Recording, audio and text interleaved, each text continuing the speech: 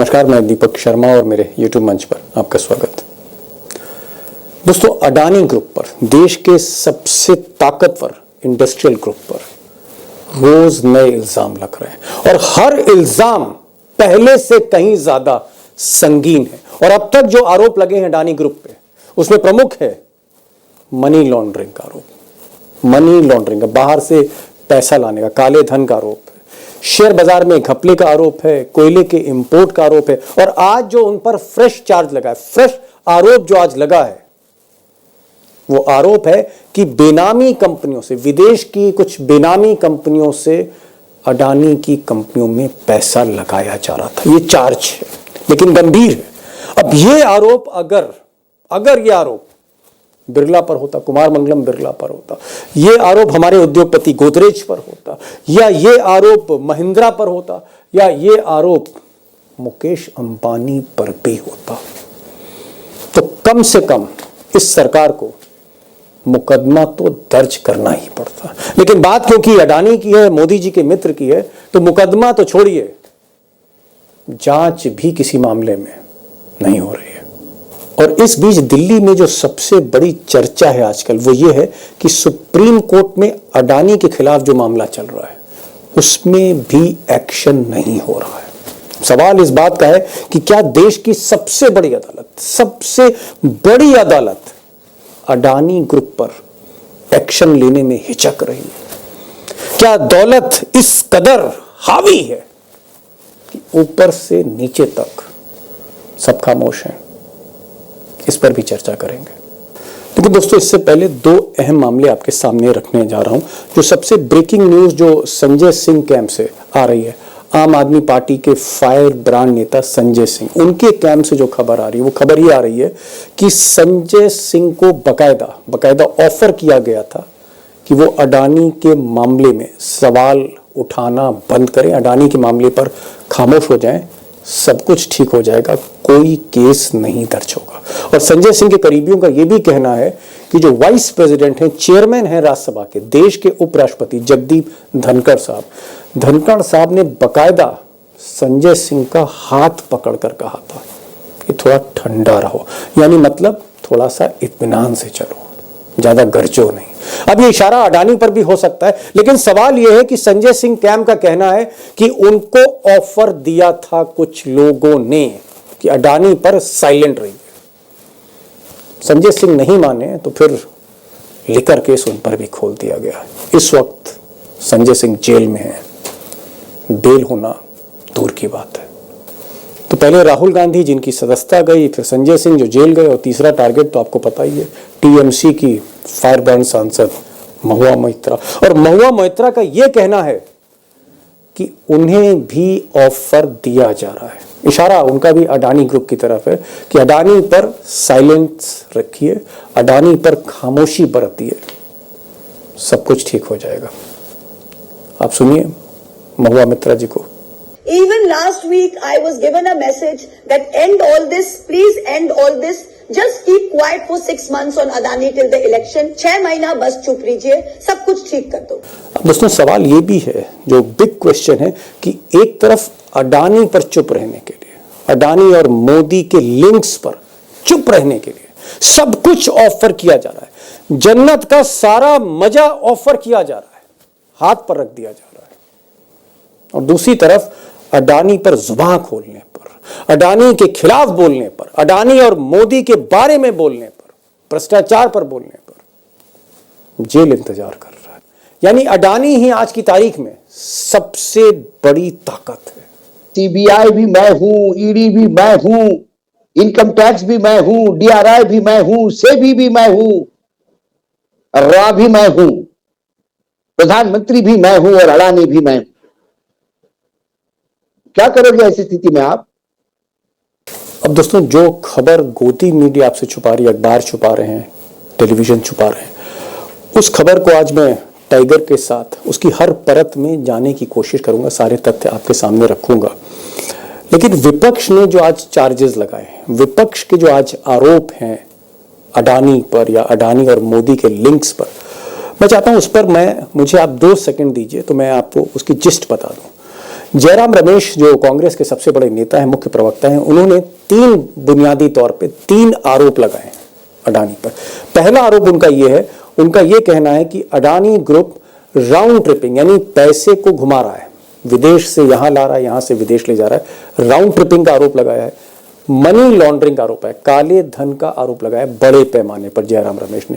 और तीसरी चीज जयराम रमेश ने जो अपने पहले पॉइंट में कही है वो ये है कि वायलेशन हो रहा है सेबी लॉस का, यानी शेयर बाजार के जो कानून है वो ताक पर रख दिए गए। दूसरी बड़ी बात जो जयराम रमेश साहब ने कही है लिखित स्टेटमेंट में, उन्होंने दो आदमियों के नाम लिए, चैंग चुंग जो ताइवान या चाइना के हैं, चैंग चुंग, उन्होंने कहा कि चैंग चुंग और दूसरे दुबई के एक निवासी हैं नासिर अली। नासिर अली और चैंग चुंग, जयराम रमेश का विपक्ष का ये कहना है कि ये दो लोग बेनामी कंपनियां चलाते हैं और पैसा लाते हैं ले जाते हैं, यानी अडानी ग्रुप का हिसाब किताब रखते हैं। जयराम रमेश ने या विपक्ष ने या इंडिया अलायंस ने तीसरी बड़ी बात जो आज सामने रखी है देश के, वो ये है कि अडानी साहब का हिसाब किताब इतना गड़बड़ है कि कोई भी ऑडिट कंपनी, वो चाहे विदेश की ऑडिट कंपनी हो, वो इनके खातों को ऑडिट नहीं करना चाहती। यानी अडानी साहब के बही खाते आज की तारीख में कोई छूना नहीं चाहता है, और इसीलिए दुनिया की बड़ी ऑडिट कंपनी डिलॉयट ऑडिट करते करते काम छोड़ के चली गई। कहने का मतलब यह है कि हिसाब किताब वाकई गड़बड़ है, जयराम रमेश साहब का कहना है। अब दोस्तों, मैंने आपसे शुरू में कहा था कि अगर गौतम अडानी जी की जगह अगर महिंद्रा होते या फिर गोदरेज होते या फिर बजाज होते या फिर किर्लोस्कर होते या फिर मुकेश अंबानी होते या टाटा होते, बिरला होते, जो भी होते, कोई भी उद्योगपति होता, अगर उस पर इस तरह के आरोप लगे होते तो मुकदमा तो दर्ज होता ही होता, भले जेल ना जाता, लेकिन मुकदमा दर्ज करना पड़ता जांच एजेंसियों को। लेकिन इस मामले में कोई जांच भी नहीं, मुकदमा बहुत दूर की बात है। सवाल यह है कि क्या जब तक मोदी हैं कुर्सी पर प्रधानमंत्री की, तो देश की कोई भी जांच agency, IB, CBI, income tax, DRI, जांच एजेंसियां, खुफिया एजेंसियां अडानी के नाम पर जांच से, इंक्वायरी से डर जाएंगी, घबरा जाएंगी? मुझे लगता है कि यह सवाल ऐसा है जिसका जवाब देश को जरूर जानना चाहिए, और मैं आपसे गुजारिश करूंगा गौर से सुनिएगा, क्योंकि टाइगर बहुत कुछ आज बताने जा रहे हैं, और टाइगर का हिम्मत का मैं जवाब देता हूं आज के दौर में जिस तरह से वो बोलते हैं कैमरे पर। जरूर सुनिए एक बार उनको। टाइगर, मेरा जो पहला सवाल है, रोज नया खुलासा, और हर खुलासा जो अडानी पर है पिछले से बड़ा है। कहीं ना कहीं सरकारी संस्थाओं पर उंगली उठ रही है, या तो इंपोर्ट एक्सपोर्ट का मामला है, या फिर ठेके देने का मामला है, या शेयर मार्केट में निवेश करने का मामला है, मनी लॉन्ड्रिंग के आरोप हैं। इस तरह के बड़े गंभीर आरोप हैं, और देश की कोई भी जांच एजेंसी हो, चाहे वो ईडी हो, सीबीआई हो, या फिर डीआरआई हो, या और जांच एजेंसियां, हाथ पर हाथ रखकर बैठी। क्या हम ये मान लें कि अडानी पर कोई जांच नहीं होगी? क्या अडानी पर कोई सवाल नहीं उठाएगा? क्या अडानी पर किसी तरह का इन्वेस्टिगेशन, इंक्वायरी नहीं हो सकती? अडानी जी के खिलाफ कोई जांच नहीं हो सकती, अडानी पे इस देश में कोई एक्शन नहीं हो सकती। ये हो सकता लिख के दिया, जब तक मोदी जी सत्ता में है कोई भी अपने खुद के ऊपर एक्शन नहीं करवाता। कि देश में आप कह रहे हैं चाहे डायरेक्टर सीबीआई हो, चाहे वो ईडी का डायरेक्टर हो, चाहे वो कोई बड़ा वकील हो, क्या सुप्रीम कोर्ट की बात हिम्मत नहीं हो रही है? सीबीआई भी मैं हूं, ईडी भी मैं हूं, इनकम टैक्स भी मैं हूं, डीआरआई भी मैं हूं, सेबी भी मैं हूं, रा भी मैं हूं, प्रधानमंत्री भी मैं हूं और अडानी भी मैं हूं। क्या करोगे ऐसी स्थिति में आप? सर्वोच्च न्यायालय ने तो किया था, कमेटी बनाई थी सुप्रीम कोर्ट, उन कमेटियों में भी ऐसे लोग थे कि जो अडानी जी के सगे थे। कहां जाओगे? तो अडानी जी के ऊपर कोई एक्शन नहीं होगा, ये बात तय है। लेकिन इस मुगालते में कोई ना रहे कि ये पाप ढका रहेगा। ये 100, हाँ, ये 100 शिशुपाल के 100 गुन्हे के तरह गिनाए जा रहे हैं। जिस दिन 100 पूरे होंगे, घड़ा पूरा होगा। सवाल उठा रहे हैं लोग। मैं राहुल गांधी, संजय सिंह, महुआ मैत्रा की बात नहीं करते, वो विपक्ष के लोग हैं। मैं दीपक भाई, जब मैं लगातार भ्रमण कर रहा हूं, मुझे ऑटो रिक्शा में जो लेके चलता है वो भी पूछता है कि साहब आप बहुत अच्छा बोलते हो, ये अडानी की कब तक, ये अडानी में और क्या क्या बेचेगा, देश का क्या बेच देंगे जी। अब ये परसेप्शन गया है कि वर्तमान केंद्रीय सरकार ने सब कुछ अडानी को बेच दिया। आप गुजरात से लेकर बंगाल तक सी कोस्ट देखो तो हर 500 किलोमीटर पे आपको एक अडानी का पोर्ट मिलेगा। जो माइंस अडानी जी के पास है वो अडानी जी के पास है, जो माइंस अडानी जी के पास नहीं उसका ऑपरेशन का ठेका अडानी जी के पास। जो पावर प्रोजेक्ट अडानी जी के नहीं है वहां कोल अडानी जी का है। ये देश सांस ले रहा तो अडानी का नाम लेके लेना पड़ रहा है, सांस छोड़ रहा है तो अडानी का नाम लेके लेना पड़ रहा है, क्योंकि अडानी सर्वव्याप्त है। तो अगर यहां पर एक सवाल मैं पूछना चाह रहा था आपसे, बहुत स्पष्ट टाइगर जैसा आंसर चाहता हूं। संजय सिंह जो आम आदमी पार्टी के बड़े फायरब्रांड एमपी रहे, अब तो जेल में। संजय सिंह अगर अडानी के मामले में लगातार प्रधानमंत्री को अपमानित ना करते, वो रोज कुछ ना कुछ खुलासा ना करते, अडानी के मामले पर अगर वो चुप रहते, जैसा कि वाइस प्रेसिडेंट जो चेयरमैन है राज्यसभा के संजय सिंह का कहना था, उन्होंने भी टोका था कि थोड़ा सा संभल के चलो बरखुरदार। और भी कई लोगों ने उनको टोका था सरकार की तरफ से कि संजय जी आप प्रधानमंत्री को छोड़ दीजिए, बाकी आपको जो सवाल उठाने हैं उठाइए, प्रधानमंत्री का नाम अडानी कांड में मत घसीटिए। संजय सिंह नहीं माने। आपको लगता है कि अगर संजय सिंह खामोश रहते या वाइस प्रेसिडेंट की बात मान लेते तो क्या आपको लगता है संजय सिंह जेल ना जाते? देखिए, मैं आपको उल्टा बताता हूं। सत्ता पक्ष कहता है मुंह खोलो सवाल पूछने के लिए नहीं, कुछ खाने के लिए। तो जो लोग मुंह खोल के सिर्फ खा रहे हैं उनके गले से सवाल नहीं निकल रहे। या तो आप खा सकते हो या बात कर सकते हो। जो पत्रकार सवाल नहीं पूछ रहे वो खा रहे इसलिए सवाल नहीं पूछ रहे। जो नेता सवाल नहीं पूछ रहे वो खा रहे इसलिए नहीं पूछ रहे। जो नहीं खा रहे हैं वो पूछ रहे हैं, क्योंकि उनको अपने पेट के जगह बजाय इस देश के 143 करोड़ जनता के पेट की चिंता है। चलिए मैं समझ गया। आपका ये कहना है संजय सिंह को समझने में थोड़ी देर लगी, वो समझ नहीं पाए कि अडानी मतलब मोदी है। एक और यहाँ पर संजय सिंह के बाद अब जो ताजा टारगेट है मोदी सरकार का, वो महुआ मित्रा है, टीएमसी की जो सांसद है, ये आपको स्क्रीन पर दिख रही। महुआ मित्रा का ये कहना है, महुआ मित्रा ने एक बड़ा खुलासा किया।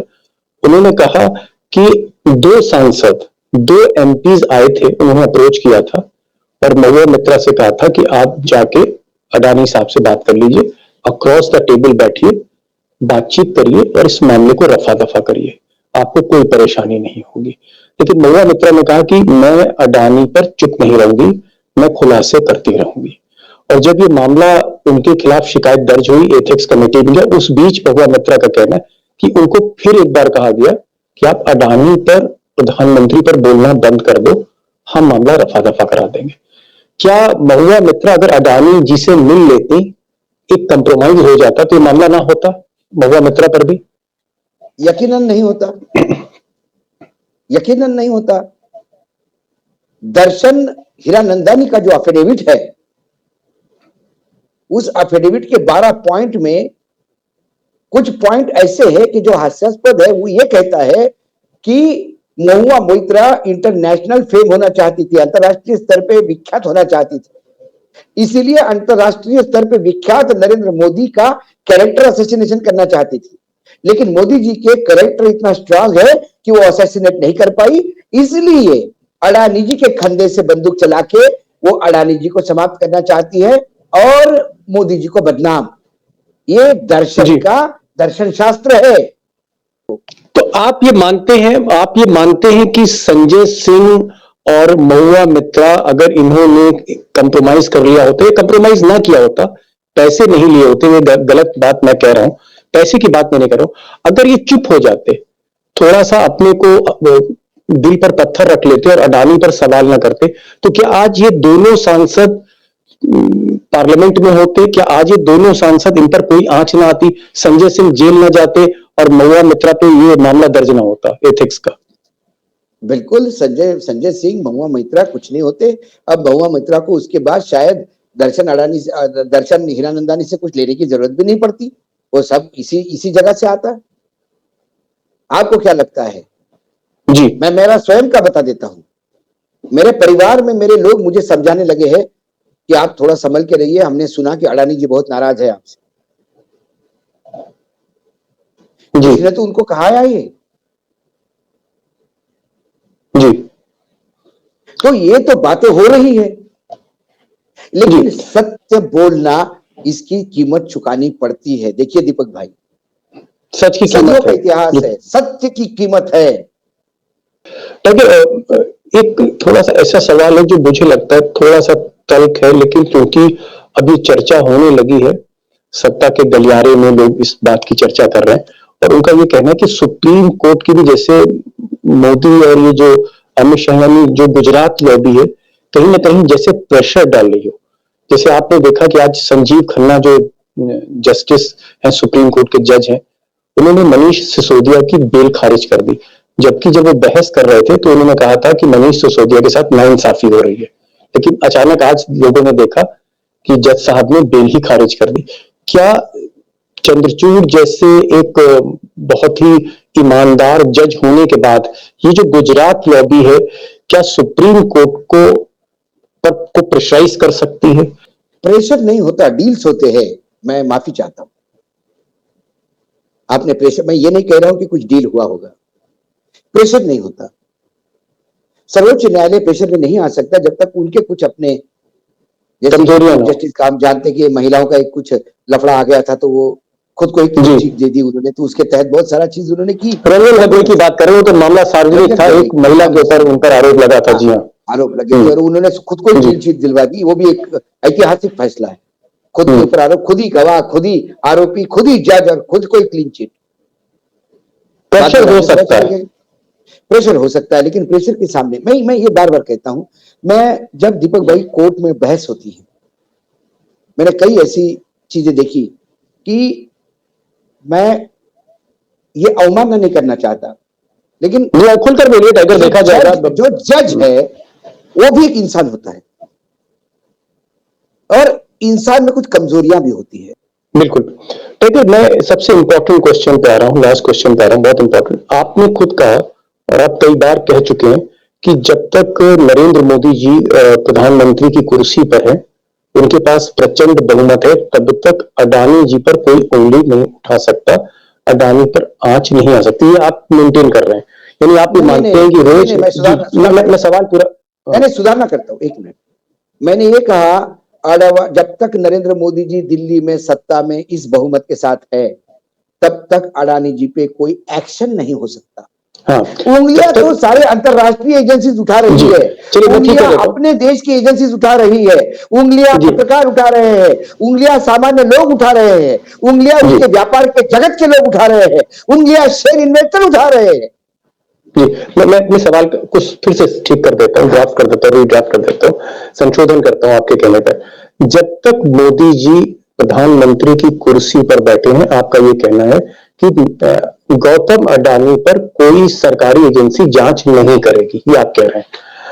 अब क्या हम माने कि अगर 2024 में सरकार बदल जाती, मोदी जी की सरकार नहीं रहती, कोई दूसरी सरकार आती, या मोदी जी की सरकार आती है लेकिन बहुमत की सरकार नहीं आती, अगर चेंज ऑफ पावर है दिल्ली में, तो क्या आपको लगता है कि अडानी की फाइलें फिर से खुलेंगी, या अडानी आने वाले नेताओं से, आने वाली सरकार से भी हाथ मिला लेंगे, कंप्रोमाइज हो जाएगा? आपको क्या लगता है? दो चीजें हैं सर। यदि राहुल गांधी जैसे लोग सत्ता में ताकतवर रहे, तो अडानी जी का दालमिया हो जाएगा। डालमिया हो जाएगा। दालमिया सेठ के खिलाफ जब ज्योति बासु ने फ्रंट खोला तो दालमिया जी को नेस्तनाबूद कर दिया था। जी ये अपने कॉर्पोरेट हिस्ट्री का एक बहुत बढ़िया चैप्टर है। जी बस आप कह रहे हैं कि अगर राहुल गांधी आते हैं तो डालमिया हो जाएगा, राहुल गांधी अडानी की फाइलें खुलेंगी। आने वाली सरकार में राहुल गांधी का से स्ट्रांग हो तो जी नहीं तो शरद पवार भी बैठे हैं, कांग्रेस में ही कई लोग हैं जी जो उनके यहां नतमस्तक होके आते हैं। और अगर राहुल गांधी का से नहीं तो क्या होगा? तो बरकरार रहेगा, सत्ता बरकरार रहेगी।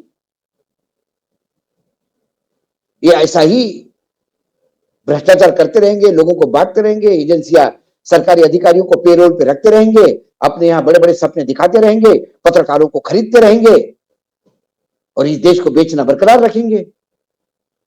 और कुछ नए हवाई अड्डे और नए बंदरगाह खरीद लेंगे। नहीं, कुछ बचेगा ही नहीं तब तक बचेगा क्या? लेकिन आपने अब तो हम इजराइल में भी खरीदवा रहे हैं। अब हमारे देश का माल तो हमने अडानी जी को बेच ही दिया है। अब हमारी सरकार ब्रोकर का काम कर रही है, कभी श्रीलंका में जाके, कभी इजराइल में जाके, कभी जर्मनी में जाके, कभी बांग्लादेश में जाके। जी brokers to the highness called Gautam Adani. आपने एक बड़ी बात आज टाइगर कही। आपने कहा कि अगर 2024 में परिवर्तन होता है सत्ता में और यदि राहुल गांधी ताकतवर रहे उस सरकार में, तब तो फाइलें खुलेंगी अडानी की। अगर राहुल गांधी ताकतवर नहीं रहे, शरद पवार या उस तरह के लोग जो है वो ताकत में रहे, उनके पास पावर की जो है लगाम रही, तो फिर अडानी जी यथावत ऐसे ही चलते रहेंगे, यानी मोदी की जगह एक मोदी 2 आ जाएंगे, ये आपका कहना है। और यही पैसे की ताकत है। टाइगर, आप आए और जिस हिम्मत से शेरों की तरह आप बोलते हैं कैमरे पर आज के दौर पे, मुझे लगता है कि शायद कोई पत्रकार, बहुत से पत्रकार हैं आप जैसे ही हैं, मैं आज आपके सामने कर रहा हूं, आप जैसे हैं, आपसे हो सकता है कुछ का ज्यादा तजुर्बा हो, लेकिन आपकी खासियत यह कि आप हिम्मत कर जाते हैं, आप हर चीज दांव पे लगा देते हैं। बाकी पत्रकार हिम्मत नहीं कर पाते। टाइगर, ये जो हिम्मत है इसको मैं सल्यूट करता हूं, इसको मैं, इस चमत्कार को मैं नमस्कार करता हूं। जो हिम्मत है आपका चमत्कार है। आप आए, आपने समय निकाला हमारे दर्शकों के लिए, बहुत बहुत शुक्रिया टाइगर आपका।